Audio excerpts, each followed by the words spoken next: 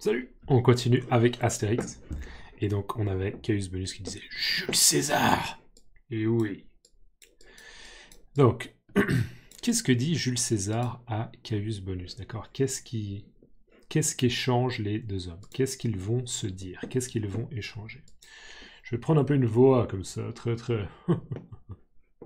Je suis venu pour voir où tu en étais avec ces irréductibles Gaulois. Quelle est cette agitation dans le camp qui a empêché la garnison de me recevoir avec les honneurs dus à mon rang? Je le relis une fois. On va zoomer un peu sur le texte. Je suis venu pour voir où tu en étais avec ces irréductibles Gaulois. Quelle est cette agitation dans le camp qui a empêché la garnison de me recevoir avec les honneurs dus à mon rang? Donc là, Jules César, qu'est-ce qu'il dit? Il dit « Je suis venu pour voir où tu en étais avec ces irréductibles Gaulois. » Déjà, irréductible, je crois qu'on l'a déjà vu dans la BD, mais irréductible, ça veut dire que, bon, en mathématiques, irréductible, ça veut dire qu'on n'arrive pas à le réduire, on n'arrive pas à le simplifier. C'est un peu la même idée pour un peuple, ou un village, ou un groupe de personnes. C'est un groupe de personnes qui refusent de changer, qui ne cèdent pas, d'accord, qui ne cèdent pas face à la pression, ou en fait c'est des personnes qui résistent. Et on sait que les Gaulois, malgré la puissance des Romains et surtout la taille, d'accord, de l'Empire romain et le nombre important de soldats romains, eh bien les Gaulois vont résister. Ils vont résister. Ils sont en infériorité numérique, mais ils résistent. Donc ils sont irréductibles. Je suis venu pour voir où tu en étais. C'est quoi où tu en étais? C'est en gros, tu en es où dans ta progression? Est-ce que tu es au début? Est-ce que tu es à la moitié? Ou est-ce que tu as terminé? D'accord? Tu en es où dans ta progression? J'aimerais savoir où tu en es. J'aimerais savoir à quelle étape tu en es. Au début, au milieu, à la fin, etc. Je suis venu pour voir où tu en étais avec ces irréductibles Gaulois, avec ces Gaulois qui résistent.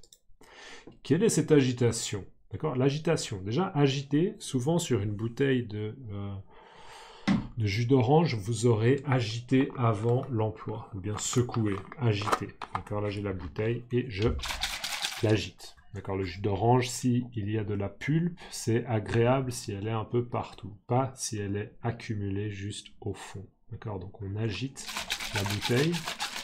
Voilà. Et de l'agitation en général, une agitation, c'est quelque chose d'un peu négatif pour décrire, c'est un peu le chaos, c'est un peu le désordre, il y a visiblement quelque chose qui se passe mal. D'accord? Il y a une agitation. Des fois, on utilise l'expression « il y a une agitation dans l'air ». D'accord, dans l'air, comme si on pouvait sentir de l'agitation dans l'air. Quelle est cette agitation dans le camp qui a empêché la garnison de me recevoir avec les honneurs dus à mon rang? Alors, le mot garnison, c'est, je l'ai préparé vraiment de manière simplifiée, c'est un groupe de soldats. Une garnison, un groupe de soldats qui défendent un endroit. Une garnison, un groupe de soldats qui défendent un endroit. Donc là, en l'occurrence, c'était les soldats romains qui défendent ce camp romain. Quelle est cette agitation dans le camp, qui a empêché, qui a fait que quelque chose n'a pas été possible? Je vous rappelle, quand on empêche quelque chose, ça veut dire qu'on fait en sorte que cette chose ne soit pas possible, ou que cette chose soit annulée, empêchée. Quelle est cette agitation dans le camp qui a empêché la garnison de me recevoir avec les honneurs dus à mon rang? C'est quoi alors les honneurs? Déjà, les honneurs, dans ce contexte, les honneurs, c'est les marques de respect. D'accord? Jules César, c'est vraiment l'empereur. D'accord? C'est la personne au niveau de la hiérarchie. Dans l'Empire romain, c'est la personne numéro 1. C'est la personne la plus... qui est le plus haut dans la hiérarchie. C'est le numéro 1. Donc, si vous voyez César, vous ne pouvez pas dire « Salut !» Vous ne pouvez pas dire « Salut !» Non, vous êtes un peu « Oh, César !» Empereur. D'accord? Donc, c'est les honneurs, c'est la manière de se comporter avec respect. Et on pourrait dire aussi, c'est des sortes de... c'est pas vraiment des traditions, mais c'est des codes qu'il faut respecter. Par exemple, empereur, utiliser le mot empereur, ou bien peut-être le moment où César arrive dans un camp, il faut préparer une fête. D'accord, il faut que César entre dans le camp et il faut que César se sente important, il faut qu'il se sente respecté. D'accord, c'est ça les honneurs. Et les honneurs, ils sont dus, c'est-à-dire que les honneurs, c'est quelque chose de normal, d'accord? Quelque chose qui est dû, c'est quelque chose qui est normal, quelque chose que l'on doit donner. Les honneurs, c'est normal, on doit les donner à mon rang. Pourquoi? Parce qu'on se souvient que c'est le numéro 1. Et le rang, c'est un peu ça. Au théâtre, des fois, vous avez le rang numéro 1, 2, 3, 4, 5. Là, c'est comme si on disait, César, il est au premier rang. Il a la première place, d'accord? Ou le rang, au premier rang, ça peut être aussi au niveau d'un classement, au premier rang. Il est numéro 1, il est au premier rang, d'accord? Donc, dû à mon rang, c'est-à-dire, vous me devez une cérémonie qui respecte le fait que je suis l'homme le plus important de l'Empire. Je suis à la tête de l'Empire, je suis le chef de l'Empire. Quelle est cette agitation dans le camp qui a empêché la garnison de me recevoir avec les honneurs dus à mon rang? Donc en gros, c'est quoi cette histoire de Gaulois qui a fait que je n'ai pas eu de cérémonie au moment où je suis rentré, au moment où je suis arrivé dans le camp romain? Et on voit Caius Bonus, en fait, qui a vraiment peur.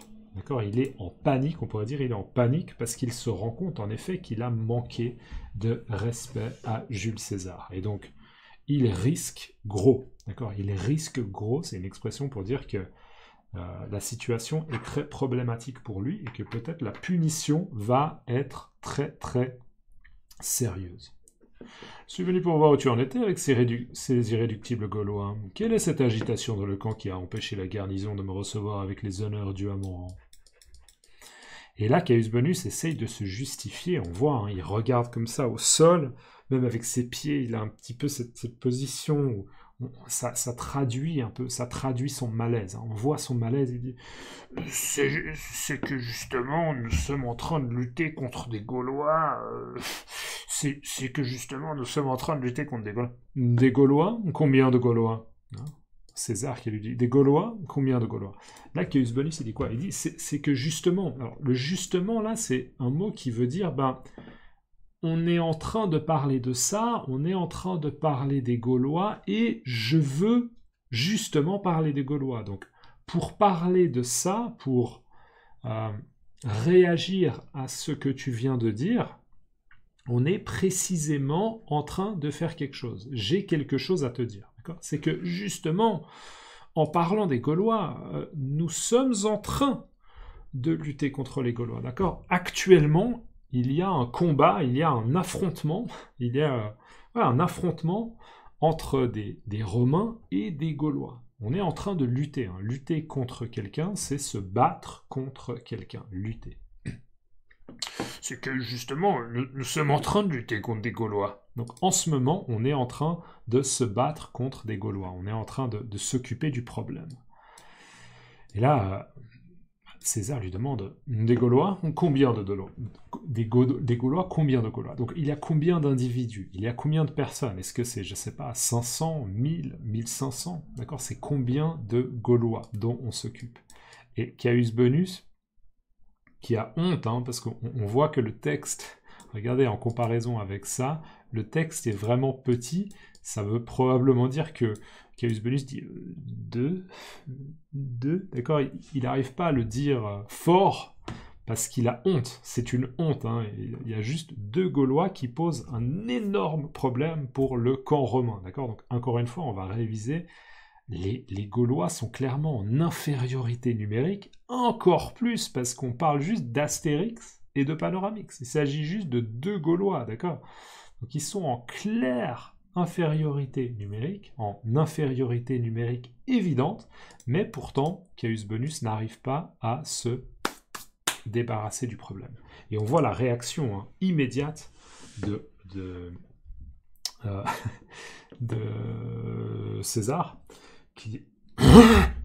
Donc on a un peu une réaction comme ça de surprise et de choc, Parce qu'il s'est dit, mais c'est pas possible. C'est pas possible que ce soit juste deux Gaulois qui créent un tel problème. D'accord? Ça le fait presque sursauter. Hein. Et là, on le voit qui sort de la tente, donc César, suivi de Caius Bonus, qui, on pourrait dire, est tout penaud. Cette expression, être tout penaud, c'est être un peu... On est tout penaud. Il y a un D à la fin, hein, mais on ne le prononce pas. Penaud, pour moi, c'est P-E-N-A-U-D. Je vais vérifier. Penaud. Je vais vérifier l'orthographe. P-E-N-A-U-D. Je vérifie. Oui. P-E-N-A-U-D. Donc, penaud signifie être confus ou embarrassé, souvent à cause d'une erreur ou d'une gaffe. Cela décrit une personne qui se sent coupable ou honteuse. D'accord? Il est tout penaud. P-E-N-A-U-D. Donc là, Caius Bonus, il est tout penaud, il suit César, et il est probablement inquiet pour peut-être la punition qu'il va recevoir, d'accord? Parce qu'il a fait quelque chose de mal, peut-être qu'il va y avoir une punition. Et donc là, César dit, par Cléopâtre, que l'on me montre ce duo, capable de mettre en émoi toute une garnison de mes légionnaires. Par Cléopâtre, que l'on montre ce duo, capable de mettre en émoi toute une garnison de mes légionnaires. Toute une garnison... Désolé, hein, j'ai du mal aujourd'hui. Toute une garnison de mes légionnaires. Par Cléopâtre, que l'on me montre ce duo, capable de mettre en émoi toute une garnison de mes légionnaires. Et là, j'ai entendu un bruit et je me dis... Quelqu'un dans l'appartement ou quoi? Non, je crois que ça va. Désolé, je le refais une dernière fois. Par Cléopâtre, que l'on me montre ce duo capable de mettre en émoi toute une garnison de mes légionnaires. Donc, par Cléopâtre, c'est une manière de dire « mon Dieu ». D'accord? C'est un peu une allusion au fait que Cléopâtre est en fait la compagne de Jules César. Donc, par Cléopâtre. D'accord? Cléopâtre est devenue très connue, hein. On pourrait dire qu'elle a marqué l'histoire de par le fait que c'était la compagne de Jules César. Par Cléopâtre, donc c'est par Cléopâtre, mon Dieu, c'est un peu un équivalent de mon Dieu, que l'on me montre ce duo capable de mettre en émoi toute une garnison. Donc, je souhaite, ou bien j'exige, je demande que l'on me montre, d'accord, je veux voir ce duo, ce groupe de deux Gaulois, ce duo, qui est capable, d'accord, qui a la capacité de mettre en émoi. Alors c'est quoi mettre en émoi? Je vous ai préparé une petite définition.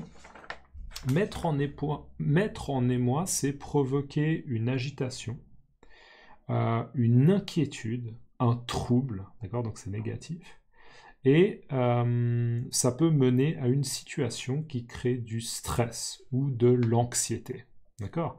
Donc là, en effet, il y a toute une garnison de Romains, en fait, tout un camp de Romains qui a été mis en émoi, d'accord, par juste deux Gaulois. Donc, César, il est très très intrigué. Il est vraiment intrigué, il se dit, mais c'est pas possible, je veux voir un peu qui sont ces deux Gaulois. Par Cléopâtre, que le monde montre ce duo capable de mettre en émoi toute une garnison de mes légionnaires. Je vous rappelle, hein, une manière de simplifier toute une garnison de mes légionnaires, c'est qui est capable de mettre en émoi un grand groupe de soldats, qui est capable de poser problème à un grand groupe de soldats. Voilà. Dans les commentaires avant de partir, mettez-moi mettre en émoi. Est-ce qu'il y a une expression dans votre langue? Alors, s'il vous plaît, toujours mettez-moi mettre en émoi dans les commentaires, mettre en émoi. Et ensuite, vous me mettez dans votre langue comment on dit mettre en émoi. Ok? Merci beaucoup et on se voit dans la prochaine vidéo. A plus. Ciao.